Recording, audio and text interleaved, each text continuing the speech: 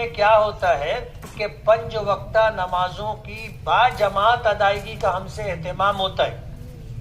امامت معمولی خدمت نہیں ہے، بہت مشکل کام ہے.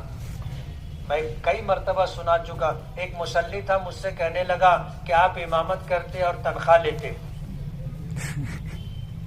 آپ اگر امام نہیں رہتے تو بھی تو آپ کو نماز پڑھنی پڑتی نا، تو جو نماز آپ پڑھتے وہی نماز آپ بجائے چٹائی کے مصلے پر پڑھ لیے تو آپ پگار لیں گے کیا؟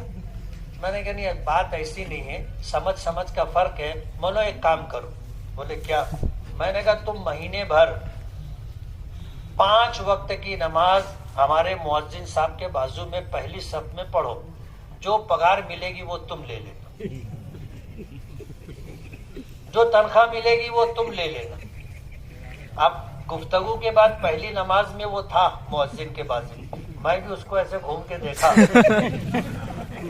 دوسری نماز میں 2-4 لوگوں کے بعد تھا، میں اس کو دیکھا نا تو وہ سر اٹھا ہی نہیں رہا تھا نیچے سے.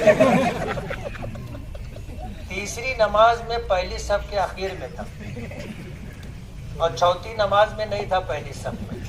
اب ہمارے یہاں سہولت یہ ہے کہ نماز پڑھائے، سلام پھیرے، دعا کیے، نکل کے مدرسے میں چلے جاتے ہیں. اور وہاں سے دروازہ ہے، میں بھی صحن میں آ کر کے کھڑا ہو گیا اس کا استقبال کرنے. وہ آیا، بولے بہت مشکل کام ہے مفتی صاحب، میں گولڈن نگر میں رہوں، ایسا ہی موقع معلوم پڑا، میں بھاگت آؤ، پہلی سب بھر گئی. بولا اب تو رکھا بولنا، بولے کم پگار دے.